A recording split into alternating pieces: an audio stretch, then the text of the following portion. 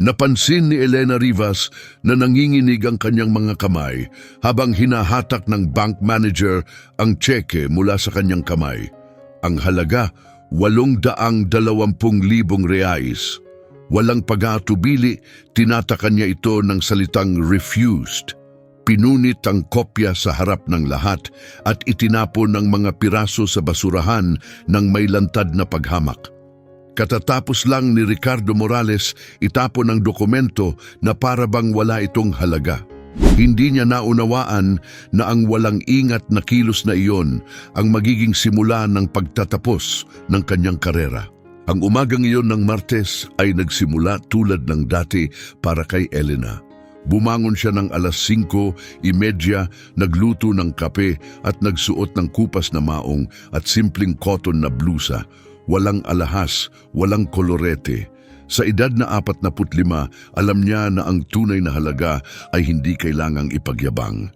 Bago siya pumunta sa bangko, 3 oras muna siyang naglingkod sa kanlungan ng mga walang tirahan sa San Jose, nag-aabot ng almusal. Ang bango ng sabon na may niyog ay nanatili pa rin sa kanyang balat habang binubuksan niya ang salamin ng pinto ng Santista Premium Bank sa gitna ng lungsod. Malinis na malinis ang loob. Makintab ang sahig na marmol na kulay beige, malamig ang aircon at makinis ang mga upuang kulay abo na parang balat. Lahat idinisenyo upang mapahanga ang mga bisita. Mahigpit niyang hinawakan ang hawakan ng kanyang lumang bag na tela at pumila.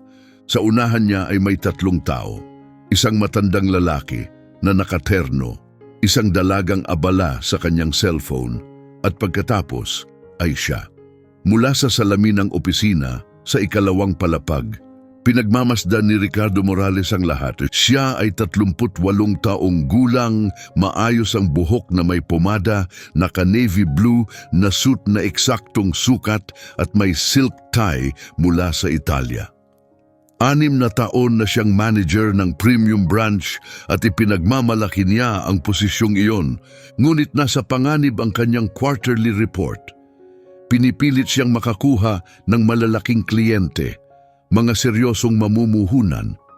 Wala siyang oras para sa mga kliyenteng sa tingin niya ay hindi mahalaga. Nang sa wakas ay si Elena na ang sumunod, ngumiti sa kanya ang teller na si Julia ng magalang at propesyonal. Ipinaliwanag ni Elena na gusto niyang magdeposito ng tseke. Kinuha ito ni Julia, tumingin sa halaga at napasinghap 820,000 reais. Kinabahan siya. "Ma'am, kailangan ko pong tawagin ang manager para sa deposito na higit sa 500,000, mahinahon niyang sabi. "Pakihintay po sandali." Ipinasa niya ang ilang detalye sa sistema, kinuha ang internal phone at makalipas ang 3 minuto, bumaba si Ricardo na may layunin. Mula sa malayo, nakita niya si Elena. Simple ang damit, walang mamahaling tatak, dala ang luma at kupas na bag at suot ang mga lumang sapatos. Bahagyang nanigas ang kanyang mukha.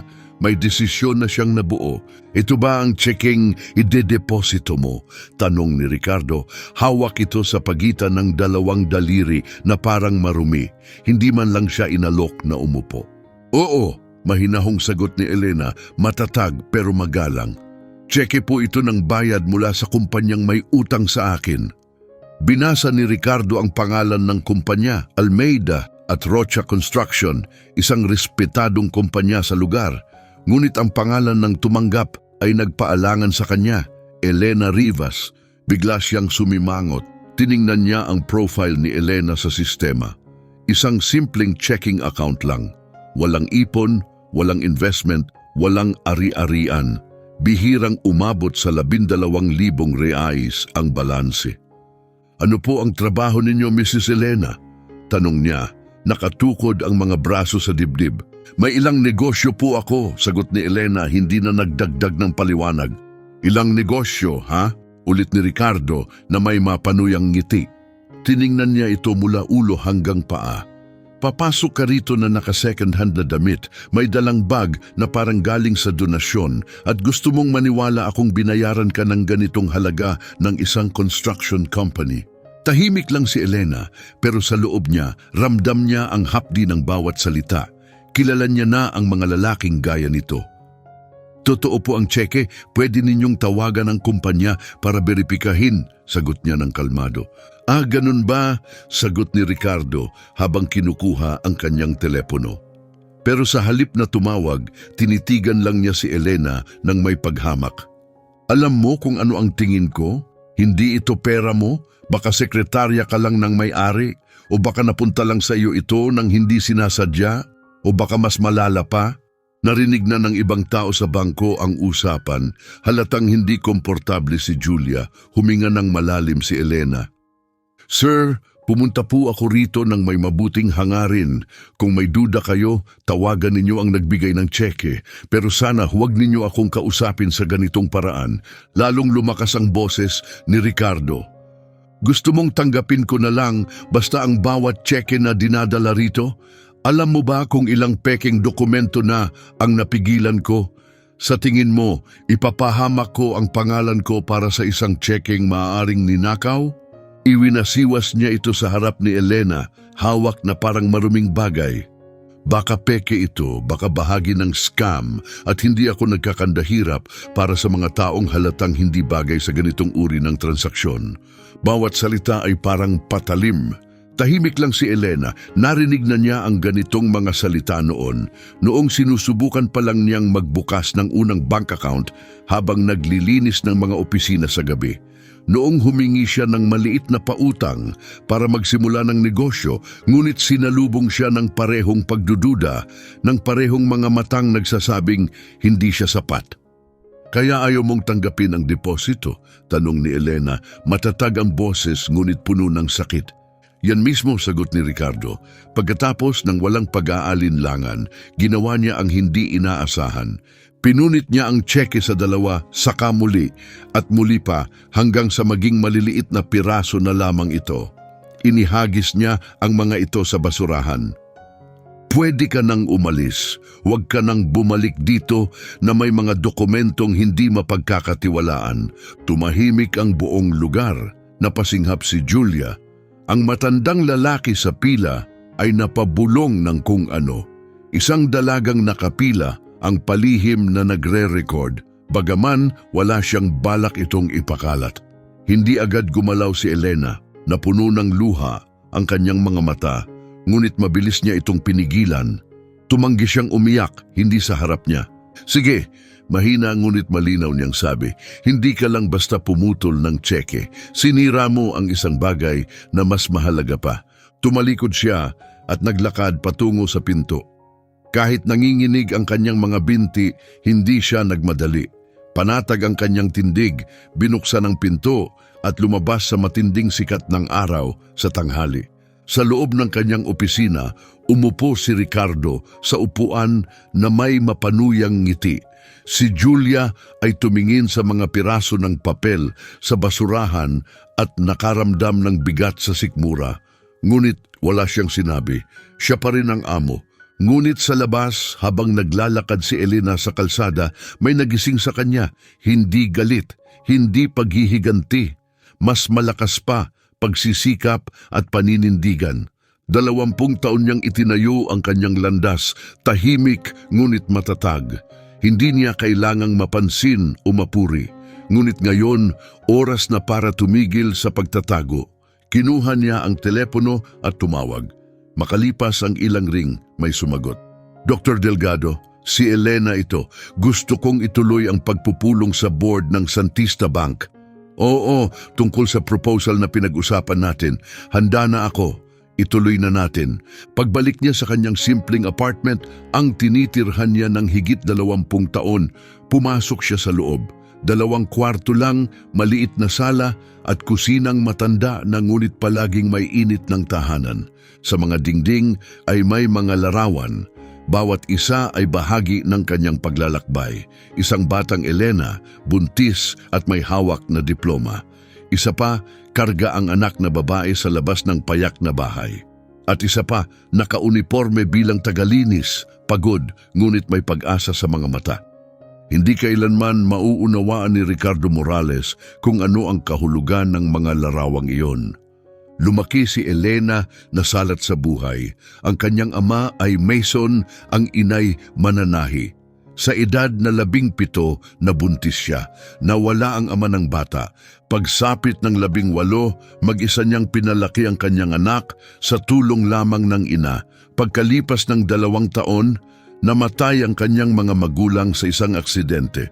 Naiwan siyang mag-isa, may sanggol, walang kasiguruhan, walang pamilya. Marami siyang dahilan para sumuko, ngunit hindi niya ginawa. Dahil kay Elena, mayroong mas malakas kaysa sa swerte, pera o pribilehiyo, ang kagustuhang bumangon kahit paulit-ulit na isinasara sa kanya ang mga pinto. Nagsimula ang paglalakbay ni Elena sa mga trabahong panlinis. Nagtatrabaho siya sa mga gusali mula 6:00 ng umaga hanggang 2:00 ng hapon. Pagkatapos, sunduin si Chiara, ang kanyang anak. Sa daycare, lumalabas siyang muli para maglinis ng mga pribadong bahay hanggang 8:00 ng gabi. Mahaba ang kanyang mga araw at bihira siyang makatulog ng higit sa 5 oras. Ni sa weekend ay hindi siya nagpapahinga. Nagbebenta siya ng mga cake at merienda sa palengke, iniipon ng bawat barya. Kahit ang pinakagusot na perang papel ay may gamit para sa pag-aaral ni Chiara. At sa kinabukasang walang paghihirap, pagsapit ng 25 matapos ang 3 taong walang tigil na pagtatrabaho, nakaipon siya ng 8,000 reais. Doon siya nagkaroon ng ideya habang naglilinis siya sa isang maliit na opisina ng construction company. Madalas niyang marinig ang mga reklamo. Naiinis ang mga lalaking nakaterno.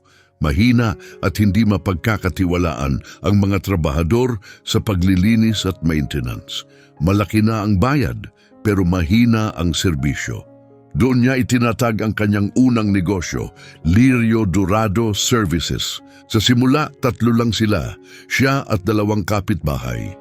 Nililinis nila ang mga construction site, opisina ng mga engineer at mga gusaling pang-industriya. Ano ang kaibahan nila? Lagi silang nasa oras, maingat sa trabaho at tapat sa lahat ng ginagawa. Makatwiran ang singil ni Elena, ngunit pambihira ang kalidad ng serbisyo. Sa simula, hirap pa rin ang negosyo, halos walang tubo.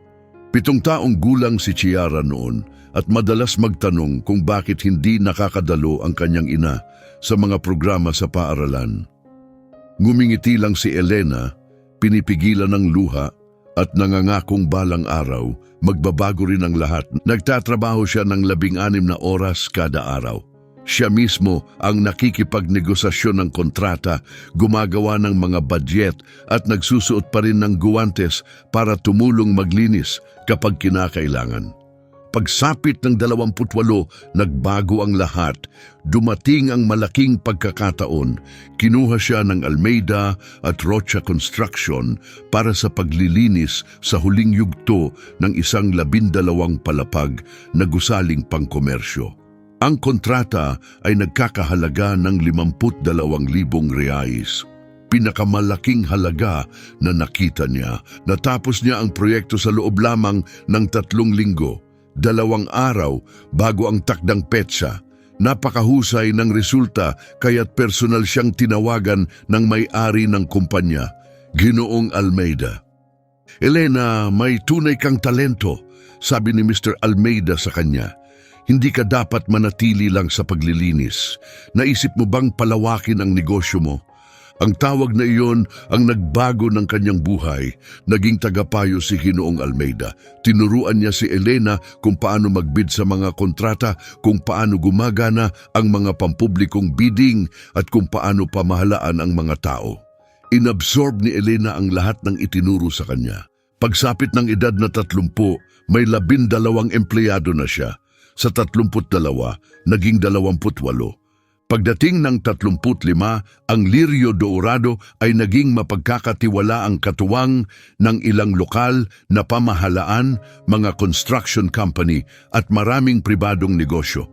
Umabot sa mahigit 1.2 milyong reais ang taunang kita ng kumpanya, ngunit nanatiling mapagpakumbaba Si Elena, hindi siya lumipat ng bahay. Hindi rin siya nagsuot ng mamahaling damit. Karamihan ng kanyang kinikita ay ibinabalik niya sa kumpanya, sa matrikula ni Chiara, sa pribadong paaralan at sa ipon para sa kinabukasan. Sa edad na 38, gumawa siya ng panibagong hakbang. Itinatag niya ang Humanitas Invest, isang kumpanya para tumulong sa mga lokal na negosyante. Nag-aalok siya ng pondo sa patas na interes para matulungan ang maliliit na negosyo na makapagsimula. Tinulungan niya ang isang kapitbahay na magbukas ng panaderya, sinuportahan ang isang binatang nagtayo ng auto shop at nag-invest sa isang mananahi na nangangarap magkaroon ng sariling studio. Lahat sila ay nakabayad sa kanya at higit pa roon, lahat sila ay nagtagumpay. Pagsapit niya ng 40, may mga investment na ang Humanitas Invest sa 17 maliliit at katamtamang laki ng negosyo. Hindi siya ang nag-iisang may-ari, siya ay isang strategic partner na tumutulong sa paglago ng iba. Tahimik na lumampas sa 3 milyong reais ang kanyang personal na halaga, ngunit hindi niya ito ipinaalam kaninuman.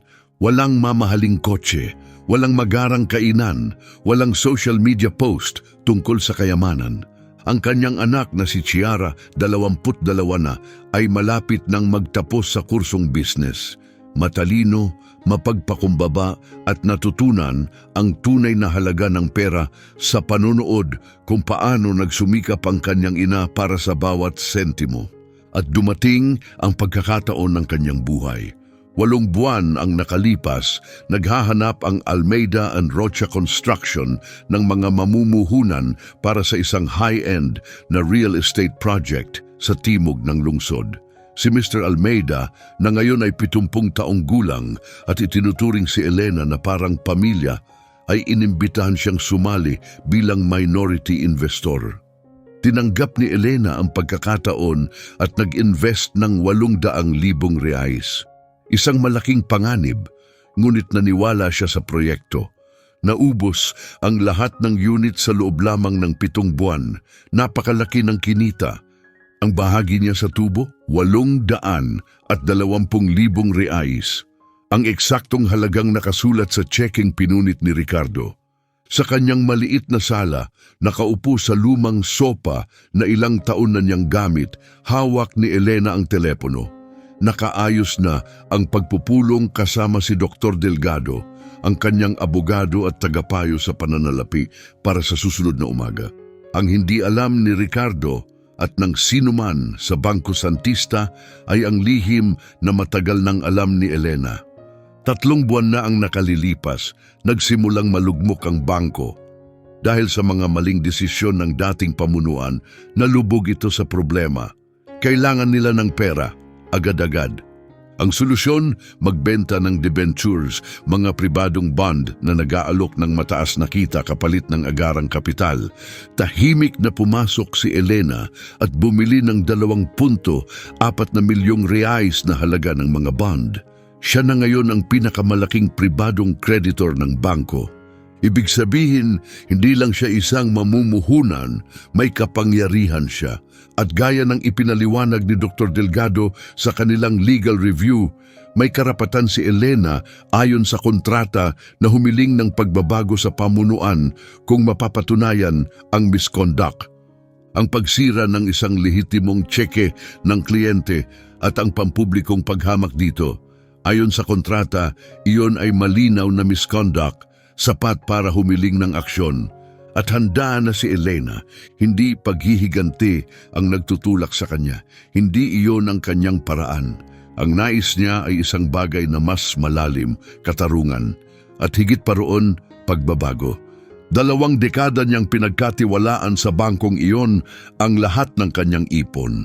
Ngayon, ang tanging hangarin niya ay maging isang lugar ito kung saan ang mga taong tulad niya, mga pumapasok ng simple ang suot ngunit may marangal na tindig, ay tinatrato ng may dangal. Bago umalis sa bangko noong araw na iyon, nagawa ni Elena na kunin ang mga piraso ng pinunit na tseke. Tahimik niya itong ginawa sa tulong ng isang tao. Si Julia, ang teller na may mabait na mga mata at pusong mahinahon, ay palihim na inilagay ang mga piraso sa isang sobre habang hindi nakatingin si Ricardo. Pag-uwi ni Elena, maingat niyang inilatag sa mesa ang mga piraso ng pinunit na tseke, pinagtugma ang bawat isa na parang palaisipan. Kumuha siya ng ilang litrato gamit ang kanyang telepono at inilagay ang lahat sa loob ng malinaw na plastik na folder. Ebidensya, simple at malinaw. Gabing iyon, halos hindi siya nakatulog, pero hindi dahil sa galit, kundi dahil handa na siya. 23 taon niyang itinayo ang lahat sa katahimikan. Ngayon, sa unang pagkakataon, naghahanda siyang magsalita. At kapag si Elena Rivas ay nagsalita, kahit mahina ang boses, nakikinig ang mga tao. Kinabukasan, maliwanag ang langit sa sentro ng lungsod. Eksaktong 9:09 ng umaga, dumating si Elena sa opisina ni Dr. Delgado, 15 minuto bago ang oras, gaya ng nakasanayan niya. Nakaitim siyang pantalon at puting blusang malinis. Walang alahas, walang anumang makakaagaw ng pansin. Sa kamay niya, isang telang bag at isang kayumangging folder. Si Dr. Delgado, isang lalaking nasa maagang 60 taong gulang, may bahagyang uban at nakasabit sa leeg ang kanyang salamin, ay kilala na ni Elena ng mahigit 1 dekada. Nagkakilala sila nang lumapit siya rito para sa legal na tulong sa unang malaking pagpapalawak ng kanyang negosyo sa paglilinis. Noon, hindi niya kayang bayaran ng buo ang serbisyo nito. Pero pinayagan siyang magbayad ng hulugan. Dahil nakita ng abogado kung sino talaga siya, isang taong hindi mapipigilan. Elena, umupo ka, sabi ni Dr. Delgado, itinuro ang silya sa harap ng kanyang malaking mesa. Nakuha ko ang mensahe mo kahapon, mukhang may seryosong nangyari sa bangko. Binuksan ni Elena ang folder at inilapag ito sa mesa. Kalma niyang ikinuwento ang buong pangyayari, ang tseke, ang mga sinabi, ang panghahamak, at kung paano pinunit ni Ricardo ang dokumento at itinapon ito na parang basura. Tahimik na nakinig si Dr. Delgado, magkasalubong ang mga kamay habang unti-unting tumitindi ang ekspresyon. Pinunit niya sa harap mo mismo? Tanong niya, hindi makapaniwala. Oo. Mahina ngunit malinaw na sagot ni Elena. Sinabi pa niyang, mukha raw akong taong hindi dapat tumatanggap ng ganoong kalaking pera. Tinanggal ng abogado ang kanyang salamin, pinahid ang mga mata at huminga ng malalim. Elena, hindi lang ito kawalang galang, may bigat ito sa batas. Alam kong mali iyon, sabi niya. Alam kong hindi tama. Higit pa roon, tugon niya, ikaw ang pinakamalaking pribadong tagapautang ng bangko. May buong karapatan kang humiling ng espesyal na pagpupulong ng board. Ayon sa kasunduan na pinirmahan mo nang bilhin mo ang mga debentures, may probisyon na maaari kang makialam kapag may misconduct na maaaring makasira sa reputasyon ng bangko. Kinuha ni Dr. Delgado ang isang makapal na folder mula sa drawer at binuklat ang mga pahina hanggang mahanap niya ang hinahanap na probisyon. Nung nag-invest ka ng 2.4 na milyong reais 3 buwan na ang nakalipas, hindi mo lang iniligtas ang bangko sa liquidity crisis. Ginawa mo itong matatag. Ang hawak mong debentures ay 17% ng lahat ng pribadong utang. Ang susunod na pinakamalaking investor ay 8% lang. Alam na ito ni Elena, ngunit iba ang pakiramdam nang marinig niya mismo. Mas totoo, mas mabigat. Kung ganon, ano ang mga option ko? Tanong niya. Maaari kang formal na humiling ng pagpupulong kasama ang board, magsumite ng nakasulat na reklamo, humingi ng agarang aksyon, malinaw sa batas ng bangko na anumang kreditor na may higit sa 15% ay maaaring makialam sa mga desisyong ehekutibo kapag may ebidensya ng misconduct. At ang pinunit na tseke, maaari ba itong maging ebidensya? Oo, tumango siya. At mayroon tayong saksi, si Julia. Kung handa siyang kumpirmahin ang pangyayari, magiging matibay ang kaso natin. Huminga ng malalim si Elena. Hindi niya layuning sirain ang karera ng sinuman. Hindi iyon ang pakay niya. Pero kailangang maunawaan ni Ricardo ang bunga ng kanyang ginawa. At kailangang magbago ang bangko. Walang sinuman ang dapat iparamdam na sila'y mababa dahil lamang sa kanilang anyo. Ituloy mo, sabi niya. Mahina ngunit matatag ang boses. Kinuha ni Dr. Delgado ang telepono at tinawagan ang chairman ng board, Mr. Lorenzo Navarro. Maikli lang ang pag-uusap, 8 lang na minuto. Pagkababa ng linya, tumingin siya kay Elena at ngumiti ng may kumpiyansa. Nakaayos na, bukas 10:00 ng umaga, gaganapin ito sa silid ng Pangulo. Dadalo si Mr. Navarro, ang Chief Operating Officer na si Dr. Isabel Marquez at ang Legal Director na si Dr. Esteban Linares. Nandoon din si Ricardo Morales. Nakaramdam si Elena ng paninikip sa dibdib. Hindi na ito ideya lang. Totoo na ito. Nang hapon ding yon bumalik siya sa kapitbahayan ng San Jose. May mga bagay siyang kailangang asikasuhin.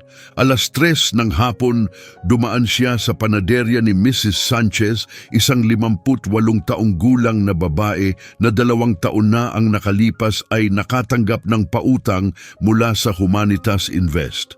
Ngayon, abala na ang panaderya. May 4 na empleyado si Sanchez at nagde-deliver ng sariwang tinapay sa iba't ibang lokal na tindahan. Tahimik na pinanood ni Elena, may ngiting puno ng pagmamalaki. Ito ang tunay na gamit ng kapangyarihan, hindi para mangibabaw, kundi para mag-angat ng iba. Elena, napakagandang sorpresa, masayang sabi ni Sanchez, pinupunasan ng kamay sa kanyang apron. Halika. Kakahango ko lang ng tinapay na may keso mula sa oven. Umupo ang 2 babae at nag-usap ng halos 40 minuto. Masiglang ikinuwento ni Sanchez ang balak niyang palawakin ang panaderya marahil balang araw ay magbukas ng pangalawang tindahan. Tahimik na nakinig si Elena, nagbigay ng mahinahong payo at hinikayat siyang ituloy ang pangarap. Wala siyang nabanggit tungkol sa bangko o kay Ricardo. Ang lugar na ito ang maliit na tindahang itinayo mula sa pangarap at sipag ang kanyang santuwaryo.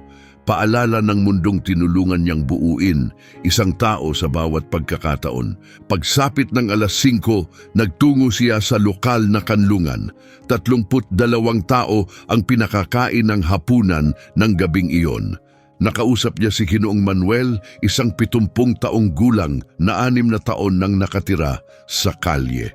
Sa kabila ng lahat, taglay pa rin nito ang tahimik na dignidad.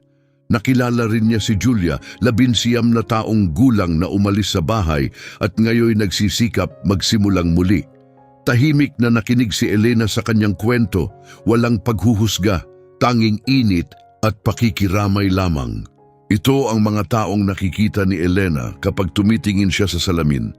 Kahit gaano karami ang laman ng kanyang bangko, hinding-hindi niya makakalimutan ang mga gabing puno ng takot, ang mga bayarin na hindi mabayaran, ang mga sandaling tila wala ng pag-asa kung paano niya pakakainin ang anak kinabukasan. Pagsapit ng 8:00 ng gabi, pumasok siya sa kanilang apartment. Nakaupo si Chiara sa mesa, abala sa laptop. Pagkakita sa ina, ngumiti agad ito. Ma'am, parang tensyonado ka. Ayos ka lang ba? Umupo si Elena sa tabi niya at mahinahong ipinaliwanag ang lahat ng nangyari, bawat detalye. Namula ang mukha ni Chiara sa hindi makapaniwalang galit. Pinunit niya ang tseke mo? Totoo ba yan? Dapat idemanda mo siya? Hindi ko gustong idemanda ang sinuman, anak. Malumanay na sagot ni Elena. Ang gusto ko ay maunawaan niya ang ginawa niya at gusto kong magbago ang bangko. Pero ma'am, may karapatan kang magsalita. Maaari kang gumawa ng pagbabago. Alam ko, tugon ni Elena na may payapang ngiti. At iyon mismo ang balak kong gawin. Hindi sa pait, hindi sa galit, kundi sa katarungan. Niyakap siya ni Chiara ng mahigpit. Alam niya, lumaki siyang nakikita ang ina na pinapatawad ang mga negosyanteng nahihirapang magbayad. Nasanay siyang masaksihan kung paano nagbibigay si Elena ng tahimik nang hindi umaasa ng kapalit. Ganito si Elena Rivas. Kinabukasan, Huwebes, nagising siya ng 5:00. Naligo ng matagal at maingat na nagbihis, isinuot ang kanyang pinakamagandang navy blue na suit. Ang suot niya lamang sa mga espesyal na okasyon. Kaunting lipstick, maayos na bun. 9:30, nakatayo siya sa harap ng gusali ng Bangko Santista, isang matayog na istrukturang may 20 palapag sa gitna ng distrito pinansyal. Sinalubong siya ni Dr. Delgado sa marble na lobby. "Handa ka na ba?" tanong niya. "Handa na," tugon niya. Sumakay sila ng elevator patungong 18 palapag. Ang silid ng presidente ay malawak at formal, makintab na kahoy, malalaking painting at tanawin ng buong lungsod. 3 tao ang naghihintay na. Si Lorenzo Navarro, Pangulo ng Bangko, 65 taong gulang, puti ang buhok at tuwid ang tindig. Sa tabi niya si Dr. Isabel Marquez, Direktor ng Operasyon, naka-gray na suwit at may matalim na ekspresyon. Sa tapat nila ay si Dr. Esteban Linares, pinuno ng Legal Affairs, kalmado at hindi mabasa sa likod ng salamin. Pagpasok ni Elena, tumayo silang 3. "Mrs. Elena Rivas, maligayang pagdating," mainit na sabi ni Lorenzo, inilahad ang kamay. "Ikinararangal naming makilala ka, alam naming napakahalaga ng suporta mo sa pagbangon ng institusyong ito." Mahinahon niyang kinamayan si Lorenzo. "Salamat sa pagtanggap," sabi niya at umupo sa tabi ni Dr. Delgado. Umupo muli si Lorenzo, pinagdikit ang mga kamay at tumingin sa kanya ng seryoso. "Nabalitaan namin ang hindi ka nais-nais na insidente sa aming premium branch.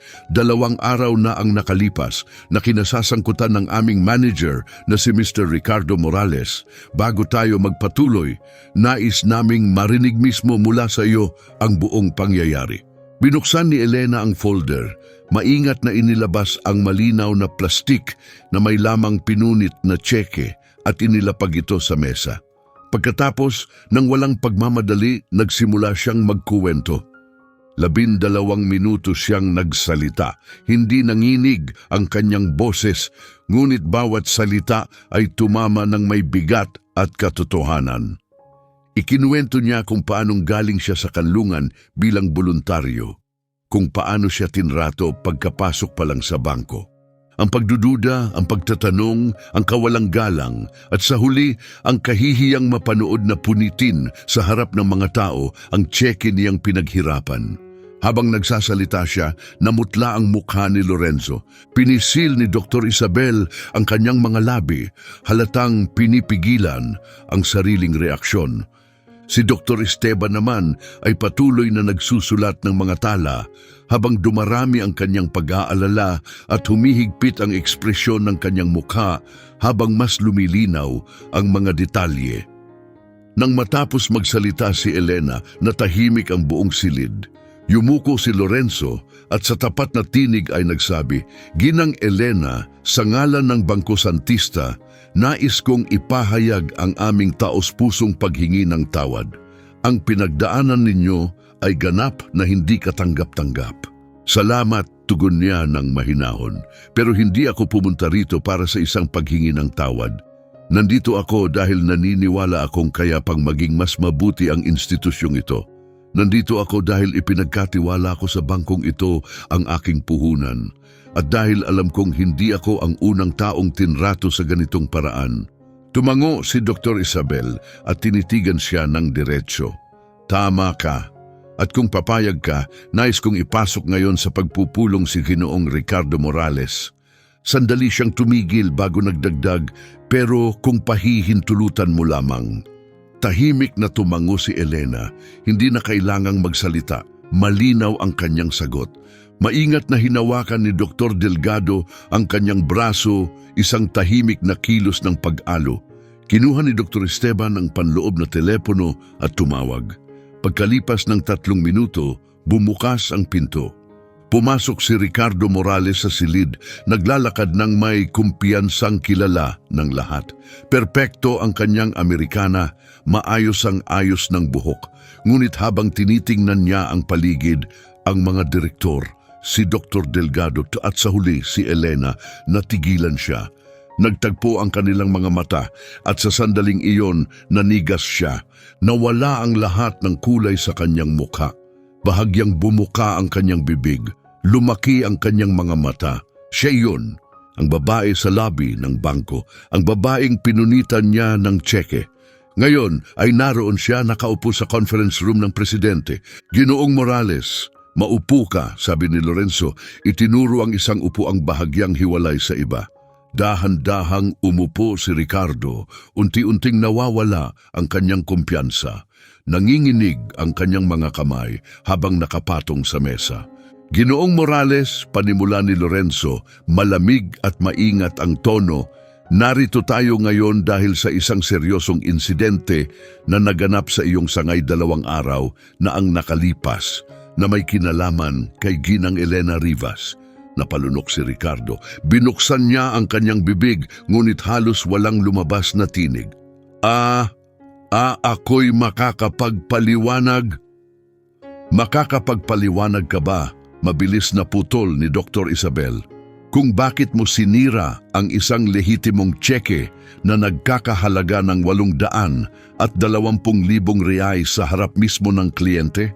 Matindi ang laman ng kanyang tinig. Makakapagpaliwanag ka ba? Nagpatuloy siya, kung bakit mo inakusahan ang kliyenteng iyon ng pandaraya nang hindi man lang sinuri ang mga katotohanan? Makakapagpaliwanag ka ba kung bakit mo siya pinahiya sa publiko base lamang sa kanyang pananamit? Tumingin si Ricardo kay Elena. Sa unang pagkakataon, totoong tiningnan niya ito. Lampas sa payak na damit, lampas sa simpleng bag. Nakita niya ang tahimik na lakas sa kanyang presensya, ang dignidad sa kanyang tindig, at ang paggalang sa sarili sa kanyang mga mata. At sa sandaling iyon, naunawaan niya ang katotohanan. Nakagawa siya ng isang malubha at hindi mapapatawad na pagkakamali. Akala ko, ibig kong sabihin masyadong mataas ang halaga at mukhang simple siya, pautal niyang sabi. At iyon ba, tanong ni Dr. Esteban habang tumingin sa kanya sa ibabaw ng salamin, ang nagbibigay sa iyo ng karapatang sirain ang kanyang tseke? Mula kailan naging batayan ang itsura ng kliyente para punitin ang isang dokumentong pinansyal? Yumuko si Ricardo. Wala siyang maisagot. Binuksan ni Lorenzo ang isang folder sa kanyang harapan. Habang hinihintay ka namin, sinuri namin ang iyong record. Hindi ito ang unang beses na may ganitong reklamo laban sa iyo. Sa nakalipas na 18 buwan, 3 reklamo na ang isinampa. Lahat may kinalaman sa hindi naangkop na pagtrato sa mga kliyenteng sinabi mong hindi akma sa premium profile. Nanlumo si Ricardo, naalala niya ang matandang babaeng nagpunta para mamuhunan ng mana. Ang batang negosyanteng humihiling ng pautang. Ang lalaking nakasuot ng lumang damit na nanalo sa loto at nais magbukas ng account. Lahat niya silang tinanggihan, lahat niya silang hinusgahan base sa panlabas na anyo. Isinara ang mga kasong iyon dahil sa kakulangan ng matibay na ebidensya, patuloy ni Lorenzo. Pero iba ngayon. Ngayon, may hindi mapagkakaila na patunay tayo. Ang pinunit na tseke, isang direktang saksi. At higit sa lahat, isang kliyenteng hindi basta-basta kliyente. Tumingala si Ricardo naguguluhan. Kliyente? Ulit niya. Ibig ninyong sabihin? Si Dr. Isabel ang nagsalita, mahinahon ngunit matatag ang tinig. Ginoong Morales, si Ginang Elena Rivas ay hindi lamang isang kliyente. Siya ay may hawak na 2.4 milyong reais sa mga debenture ng bangkong ito. Sa katunayan, siya ang pinakamalaking pribadong mamumuhunan natin.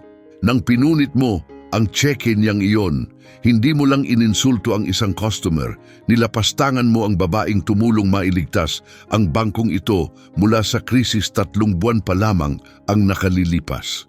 Naramdaman ni Ricardo na parang nawalan siya ng hangin. Para bang biglang naglaho ang sahig sa ilalim niya. Ikinokta 2 milyon real ang babaeng tinawanan, pinagdudahan at minalit niya ay isang milyonarya. At higit pa roon, isa sa mga dahilan kung bakit nakaligtas ang bangko. Hindi ko alam, Mahinang sabi niya, hindi mo kailangang malaman, tugon ni Elena, na ngayon pa lamang muling nagsalita mula nang pumasok siya. Malinaw at kalmado ang kanyang tinig, hindi galit kundi matatag. Hindi mo kailangang malaman ang laman ng account ng isang tao para igalang siya.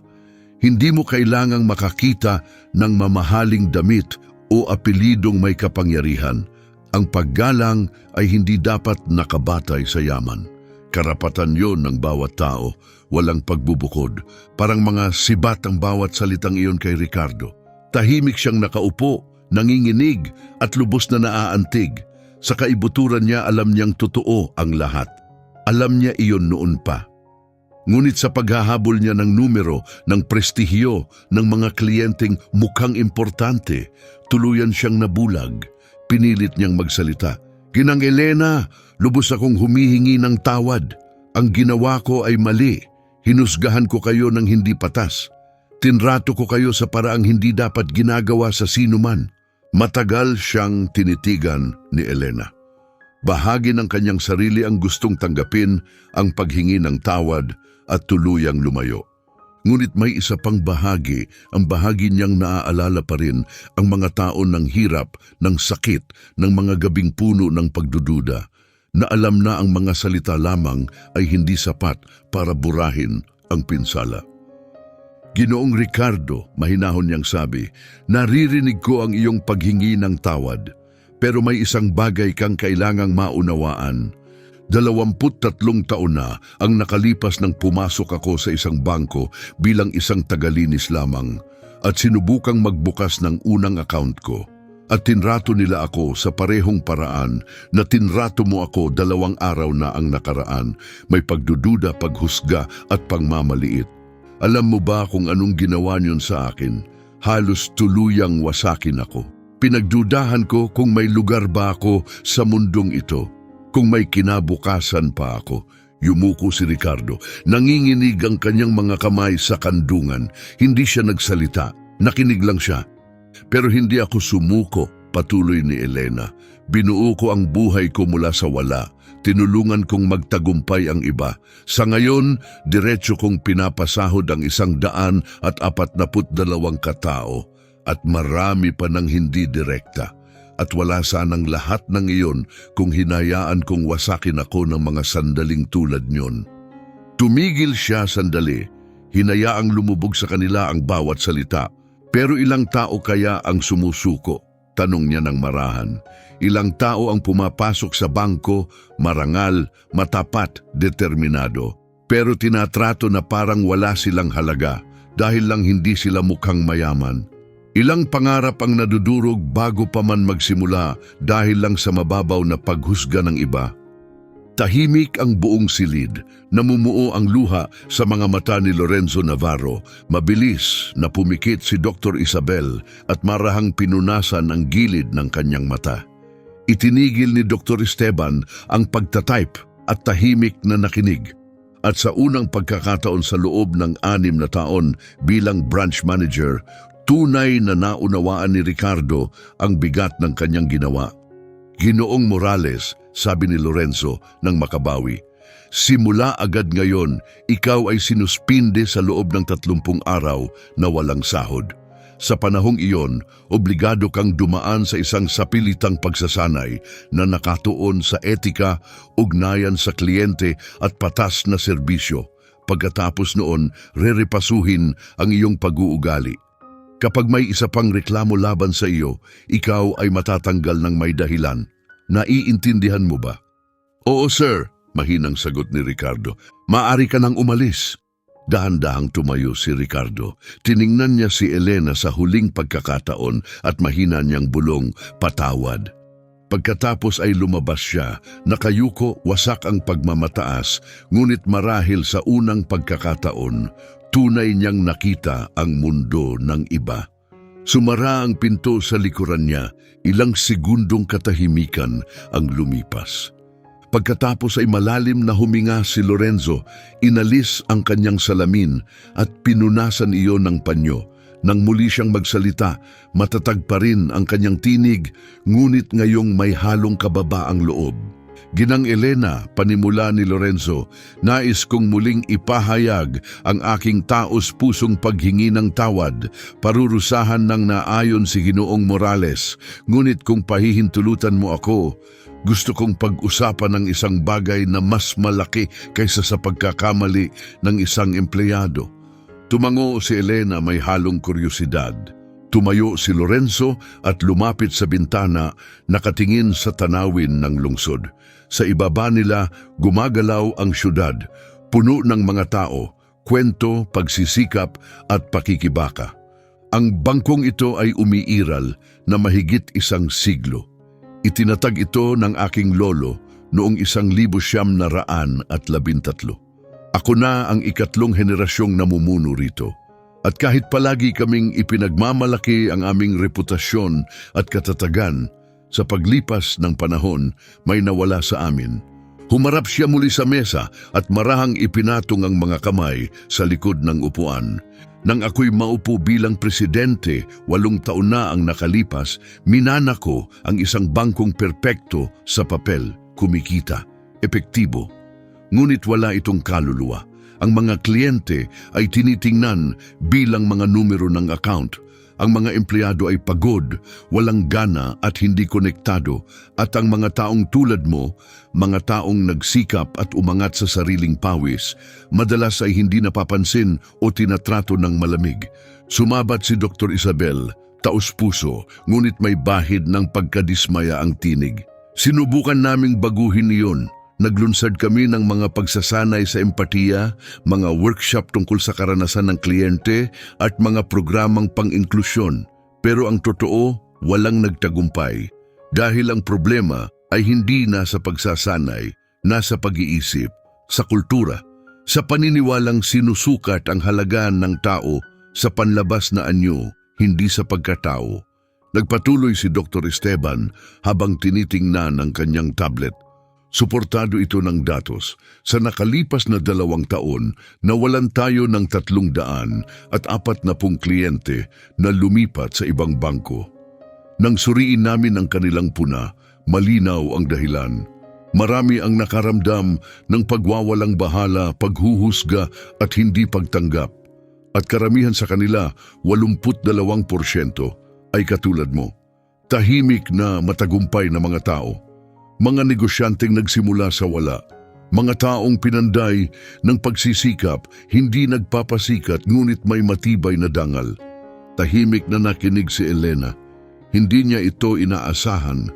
Akala niya matatapos ang pagpupulong sa isang babala para kay Ricardo at isang magalang na pasasalamat. Pero mas malalim pala ito. Hindi lang sila nagsasalita tungkol sa isang insidente, kundi tungkol sa pagbabago ng buong sistema. Bumalik si Lorenzo sa kanyang upuan at tumingin ng diretso sa kanya. Ginang Elena, hindi ko kayo ipinatawag dito para lang tugunan ang nangyari sa sangay. Dinala ko kayo rito dahil naniniwala akong kailangan namin ang inyong tinig. Ako? Tanong ni Elena nagulat. Oo, tugon ni Lorenzo. Binuo ninyo ang lahat sa sarili ninyong pagsisikap. Nalampasan ninyo ang diskriminasyon, kahirapan at mga hadlang na hindi kayang isipin ng karamihan. At sa kabila ng lahat, nanatili kayong mapagkumbaba, bukas palad at konektado sa inyong komunidad. Sumandig si Dr. Isabel, tapat ang boses. Ginang Elena, nasa gitna kami ng isang ganap na pagbabago. Hindi lang pinansyal, kundi pilosopikal. Nais naming ibalik ang tunay na layunin ng bangko, maging lugar na nagbibigay lakas, nagbubukas ng oportunidad at iginagalang ang bawat tao. Maingat na nagtanong si Elena, at paano ako makakatulong diyan? Binuksan ni Lorenzo ang isang folder at itinulak ang ilang papeles patungo sa kanya. Nais naming imbitahan kayo na maging bahagi ng aming Customer Advisory Board. Binubuo ito ng 12 kinatawan mula sa iba't ibang larangan. Nagpupulong sila bawat 3 buwan upang repasuhin ang mga patakaran ng bangko, kilalanin ang mga problema at magmungkahi ng mga solusyon. Ang inyong pananaw ay magiging napakahalaga. Sinilip ni Elena ang mga dokumento. Malinaw na nakasaad doon ang tungkulin, oras na kailangan at maging ang isang maliit na kabayaran. Nag-alinlangan siya. Wala akong formal na karanasan sa pananalapi. Isa lang akong negosyanteng natuto sa sarili.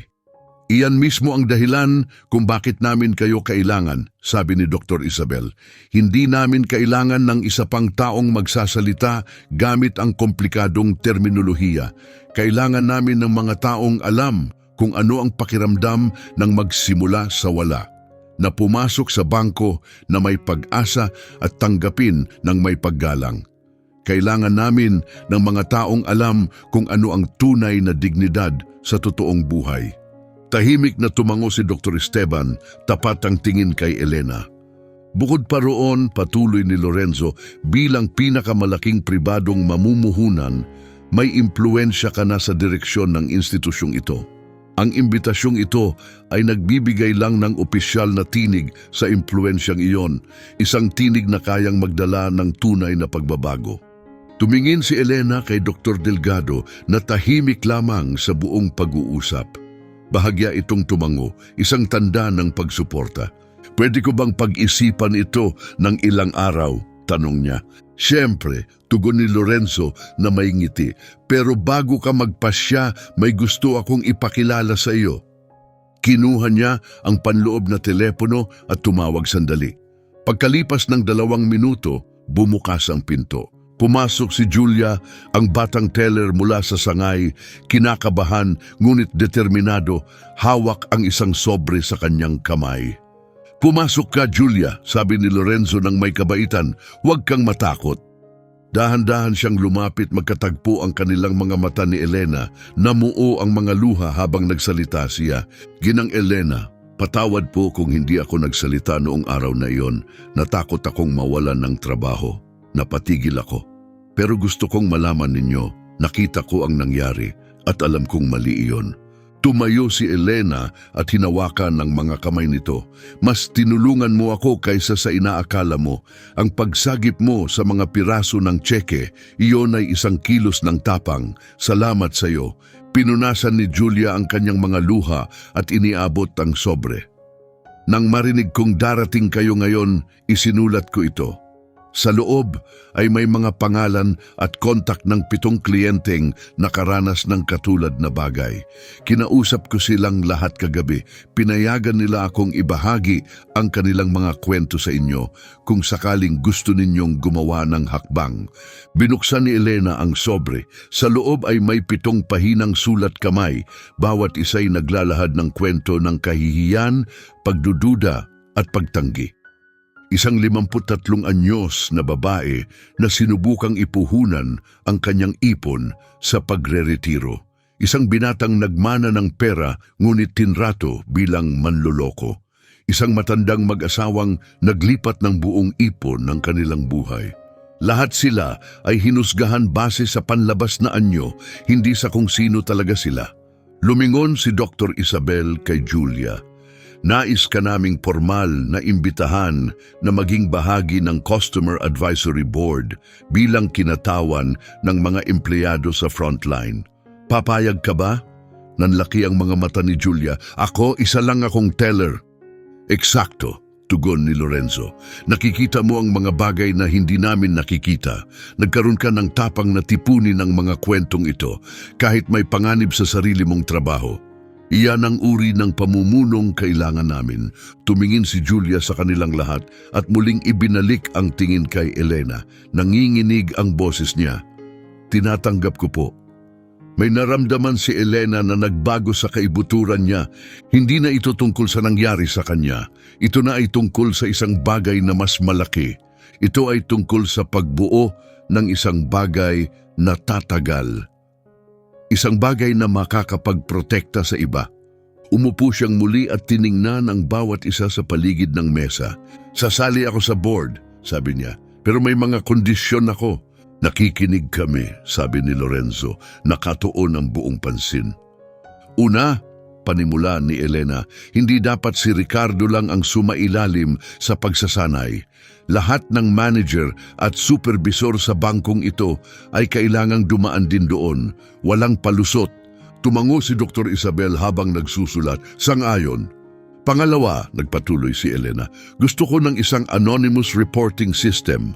Isa itong sistema na pinamamahalaan ng isang independenteng grupo kung saan pwedeng magsalita ang mga kliyente at empleyado tungkol sa anumang pang-aabuso nang walang takot sa ganting aksyon. Agad na sumang-ayon si Dr. Esteban, lubos na kinakailangan at kayang gawin.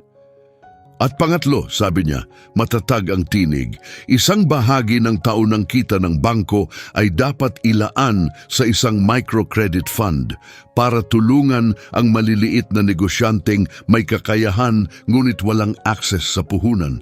Mga taong tulad ko noon, lambot ang ekspresyon ni Lorenzo. Hindi lang namin tatanggapin iyan, sabi niya, ngunit papangalanan ito sa iyong karangalan, ang Elena Rivas Fund. Nabuo ang bukol sa lalamunan ni Elena, 23 taon ng paghihirap, mga taon ng tahimik na pagpupunyagi, ng paulit-ulit na pagpapatunay ng sarili. At ngayon, ang kanyang pangalan ay magiging simbolo ng pag-asa para sa mga nangangarap na kailangan lang ng isang pagkakataon. Lumipas ang 3 linggo. Nagsimula na ang pagbabago, hindi sa magulong paraan, hindi sa mga pahayagan, kundi sa mga maliliit, ngunit kapansin-pansing paraan. Si Ricardo Morales ay nagsisilbi ng kanyang suspensyon.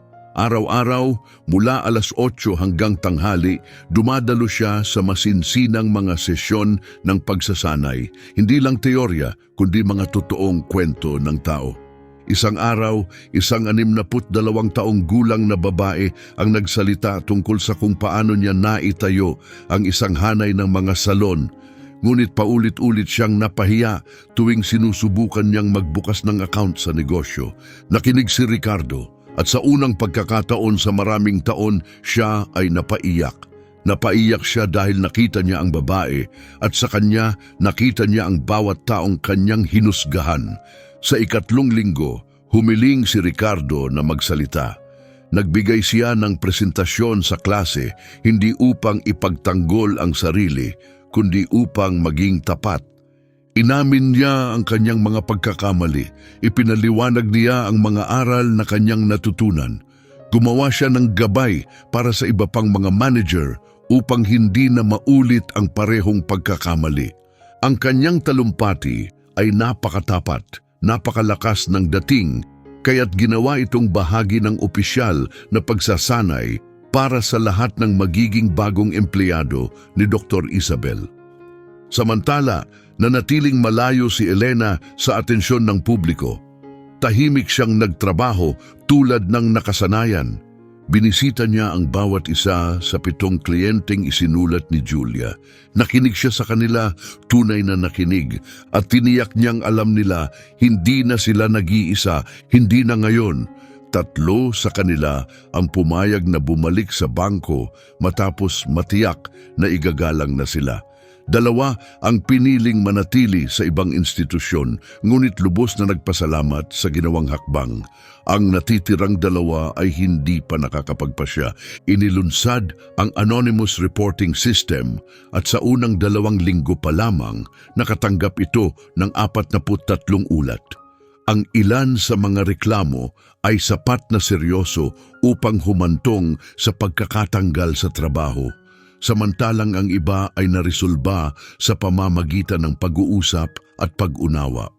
Lahat ng ulat ay pinakinggan at pinroseso ng may pag-iingat at respeto. Ang Elena Rivas Microcredit Fund ay opisyal na sinimulan sa paunang kontribusyon ng bangko na 500,000 reais. Ang unang nakinabang ay isang 24 na taong gulang na lalaki na nangangarap magbukas ng sariling talyer. Nakakuha siya ng 30,000 reais na may patas na interes. Personal na sinubaybayan ni Elena ang kanyang pag-unlad. Sa 30 araw, bumalik si Ricardo sa bangko. Sa pagkakataong ito, hindi bilang premium branch manager, kundi bilang customer service coordinator sa community branch na matatagpuan sa isang simpleng distrito ng mga manggagawa. Kasama ng bagong tungkulin ang bawas na 25% sa kanyang sahod. Nagbago ang kanyang responsibilidad. Ngayon ay nakikipagtrabaho siya sa mga karaniwang tao, mga manggagawa, maliliit na negosyante at mga nagsisimula pa lamang. Sa kanyang unang araw, pumasok ang isang matandang babae na nais magbukas ng savings account. Nakauniforme itong panlinis, magaspang ang mga kamay dahil sa maraming taon ng pagtatrabaho. Naramdaman ni Ricardo ang bigat sa kanyang lalamunan. Naalala niya si Elena. "Magandang umaga po, ma'am," sabi niya habang tumayo at inilabas ang isang upuan para sa kanya. "Ako po si Ricardo. Paano ko kayo matutulungan ngayon?" Nagulat ang babae sa kanyang kabaitan at ngumiti. Nag-usap sila ng halos 20 minuto.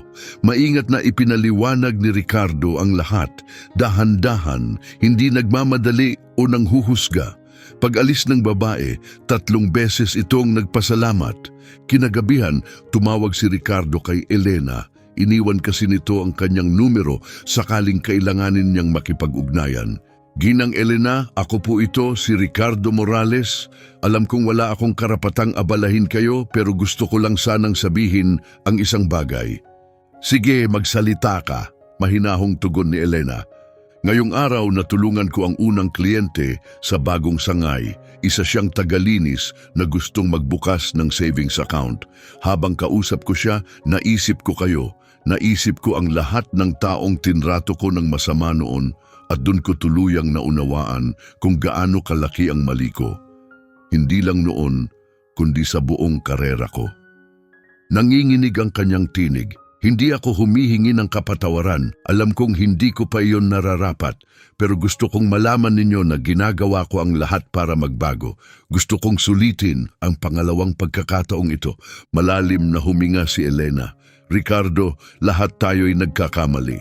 Marami rin akong nagawang mali. Ang mahalaga ay kung ano ang ginagawa natin pagkatapos. Magpatuloy ka, matuto ka. At kapag nakatagpo ka ng taong nagpapaalala sa akin, tandaan mo, hindi mo kailanman kayang husgahan ang tao batay lamang sa kanyang hitsura." "Salamat po, Ginang Elena, taos puso." Pagkatapos ng tawag, nakaramdam si Ricardo ng bagay na matagal na niyang hindi naramdaman, kapayapaan. Hindi pa iyon ang katapusan, ngunit isang totoo at makabuluhang bagong simula. Kinagabihan, naghapunan si Elena kasama si Chiara. Ang kanyang anak na malapit nang magtapos ay may dalang magandang balita. "Ma'am, may alok akong trabaho. Galing ito sa Bangko Santista. Gusto nila akong sumali sa Financial Inclusion Department at tumulong pamahalaan ang microcredit program." Nagliwanag ang mukha ni Elena sa labis na tuwa. "At tatanggapin mo ba ito?" "Oo, pero dahil naniniwala akong hindi na ito ang parehong bangko, isa na itong bagong lugar, at tinulungan ng mama ko na baguhin ito." Nagtagay sila ng baso ng orange juice, walang kailangan na mamahaling alak o magarang handaan. Ang ibinahagi nila ay mas mahalaga, layunin, dignidad, at ang kasiyahang makapag-ambag sa isang bagay na tunay na may halaga. 6 na buwan nang lumipas, sa isang maliwanag na Sabado ng umaga, naglakad si Elena sa parehong kalye kung saan nagsimula ang kanyang paglalakbay kasama ang Bangko Santista. Suot pa rin niya ang parehong payak na damit at dala ang lumang bag. Sa panlabas, pareho pa rin siyang tingnan, pero ang mundo sa paligid niya ay nagbago na. Sa labas ng bangko, may bagong karatula, institusyong nakatuon sa paggalang at pagsasama. Hindi lang ito isang slogan, patunay ito ng tunay na pagbabago. Pagpasok ni Elena, sinalubong siya ni Julia na ngayon ay na-promote bilang supervisor ng Humanized Service. Ngumiti ang dalaga ng masigla. "Mrs. Elena, ang ganda namang sorpresa. Nandito po kayo para sa meeting ng konseho?" "Oo," sagot ni Elena na may banayad ng ngiti. "Pero gusto ko munang kamustahin kung kamusta na ang lahat." Dinala siya ni Julia sa loob ng sangay at ipinakita ang mga pagbabago. Hindi man ito malalakas o marangya, malinaw ang mensaheng dala. Ang mga pader ay may mga poster na humihikayat sa kabaitan at pag-unawa. Bati ng mga empleyado ang bawat isa sa pangalan, itinuturing ang bawat bisita bilang tao, hindi bilang numero. Ang waiting area ay inayos na may komportabling upuan at may maliit na mesa na nag-aalok ng libreng kape at biskwit. Napansin ng mga tao, sabi ni Julia, na may pagmamalaki. Tumaas ang aming customer satisfaction score mula 62% hanggang 89% sa loob ng kalahating taon. At ito pa, 120 dating kliyente ang bumalik sa amin. Mas lalo pang lumawak ang ngiti ni Elena. Kahanga-hanga ang mga numero, pero ang tunay na mahalaga ay ang mga buhay sa likod ng mga ito. Sa itaas, nagtitipon ng Advisory Council, isang grupo ng 12 tao mula sa iba't ibang antas ng buhay. May mga negosyante, kabataan, retiradong manggagawa at karaniwang empleyado, mga taong may iba't ibang karanasan at mahahalagang kwento upang ibahagi. Sinimulan ni Lorenzo Navarro ang pagpupulong sa positibong balita. Ang Elena Rivas Fund ay nakasuporta na sa 37 maliliit na negosyante. Wala ni isa ang pumalpak sa pagbabayad. Bawat isa ay nagbabalik ng kanilang inutang. Salamat sa patas na trato at malapit na gabay. May bago kaming ideya, sabi ni Lorenzo. Palakihin natin ang pondo at maglunsad ng mentorship program. Ang mga veteranong negosyante, tulad ni Mrs. Elena, ay maaaring gumabay sa mga nagsisimula pa lang. Sumalubong sa mungkahing iyon ang masiglang palakpakan. Halatang naantig si Elena. Pagkatapos ng meeting, bumaba siya muli sa ibaba. Doon, nakita niya si Ricardo na tinutulungan ang isang matandang lalaki na gustong maintindihan ang kanyang mga opsyon sa pagre-retiro. Maingat at kalmado si Ricardo, gumagamit ng simpleng pananalita at nakaaaliw na tono. Pagkatapos, niyakap siya ng lalaki at nagpasalamat. Salamat, iho. Ang bait mo talaga. Napansin ni Ricardo si Elena at nilapitan ito.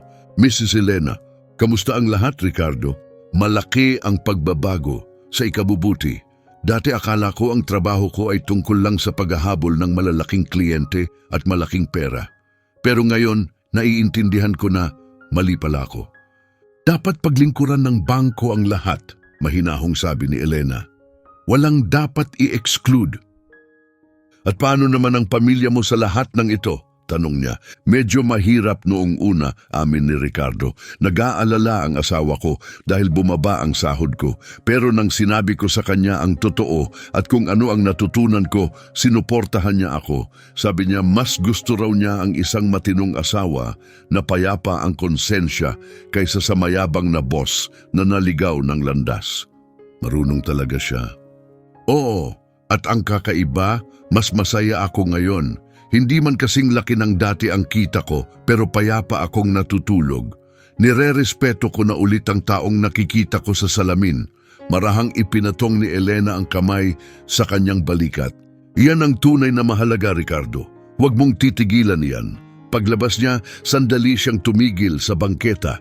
Tinitigan niya ang gusali, pinanood ang mga taong papasok at palabas. May mga nakasuit, may mga nakauniforme sa trabaho. May dalang ilan na magarang briefcase, ang iba naman ay simpleng bag lang. Ngunit ngayon pare-pareho na ang pagtrato sa lahat, may katarungan at paggalang. Tumunog ang kanyang telepono. Mensahe mula kay Chiara. Ma'am, naaprubahan na namin ang unang loan. Isang babae, 51 taong gulang, magbubukas ng snack shop. Umiyak siya habang pumipirma. Sabi niya, ito raw ang unang beses na may naniwala sa kanya. Ngayon, may totoong pagkakataon na siya. Salamat sa iyo, ma'am, dahil ginawa mong posible ito. Binasa ni Elena ang mensahe ng minsan, tapos muli at muli pa. Napuno ng luha ang kanyang mga mata, hindi dahil sa sakit, kundi sa tuwa. Mga luha na nagsasalita ng kahulugan ng isang buhay na may layunin. Naglakad siya papunta sa lokal na kanlungan, handang tumulong maghain ng tanghalian para sa 50 tao ngayong Sabado. Sa daan, nadaanan niya ang 3 maliliit na negosyo na nagsisilbing patunay ng pagbabago na kanyang nagawa. Naroon ang panaderya ni Doña Sanchez na ngayon ay may 2 sangay na. Ang auto shop ni Marcos na ngayon may 6 na empleyado. At ang butik ni Doña Maria na ang mga damit na gawa kamay ay ipinapadala na sa 2 magkaibang estado. Bawat tindahan ay higit pa sa isang negosyo. Ito ay isang buhay na nagbago. At bawat buhay na nagbago ay bahagi ng lumalaking pamana ni Elena. Pagdating niya sa kanlungan, sinalubong siya ni Hinoong Enrique Lopez, isang 70 taong gulang na lalaki na ilang taon ding nanirahan sa kalye. Ngumiti ito, walang ngipin, ngunit puno ng init at kabaitan. Mrs. Elena, narinig kong isa ka ng bank advisor ngayon. Medyo sosyal na, ha? Ngumiti siya. Ako pa rin ito, Mr. Enrique Lopez. Medyo mas marami lang akong inaasikaso ngayon. Karapat-dapat ka naman, Mrs. Elena. Lagi mong tinitrato ang lahat ng pantay. Hindi mahalaga kung wala kami o mayroon, tinitingnan mo kaming lahat bilang pare-pareho. Ang simpleng katotohanan iyon ang pinakamahalaga sa kanya. Hindi kailanman hinangad ni Elena na mapansin. Ang gusto lang niya ay makita ang bawat tao at tratuhin sila ng may dangal, anuman ang kanilang katayuan. Kinagabihan, pag-uwi niya, binuksan niya ang kanyang journal, isang tahimik na gawi na ginagawa niya mula nang siya ay 18 at nagsimulang magsulat. 6 na buwan na ang lumipas mula noong araw na pinilas nila sa kalahati ang tseke ko. Pwede kong ipinaglaban iyon, winasak ang lalaking responsable. Pwede kong idemanda, ipasulat sa dyaryo, tapusin ang kanyang karera, pero pinili kong ibang daan, pinili kong gawing kapaki-pakinabang ang sakit, gawing pundasyon ng pag-asa para sa iba ang sandali ng kahihiyan. Ngayon daan-daang tao na ang may mga pagkakataong hindi ko kailanman natanggap. Iyon ang tunay na lakas. Hindi ang ibagsak ang iba, kundi ang bumuo ng mundong mas kaunti ang naiiwan. Marahan niyang isinara ang jurnal at tumingin sa bintana. Ang liwanag ng buwan ay banayad na bumalot sa kapitbahayan, sa parehong mga kalye kung saan niya pinalaki si Chiara.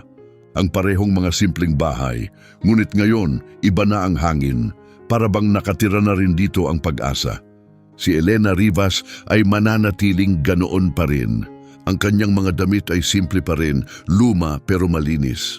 Ang lumang tela niyang bag ay nakasabit pa rin sa kanyang balikat. Dahil ang tunay na halaga ay hindi nasusukat sa itsura, kundi sa kung sino ka, paano ka tumatag, at ano ang iniwan mong mabuti sa mundo.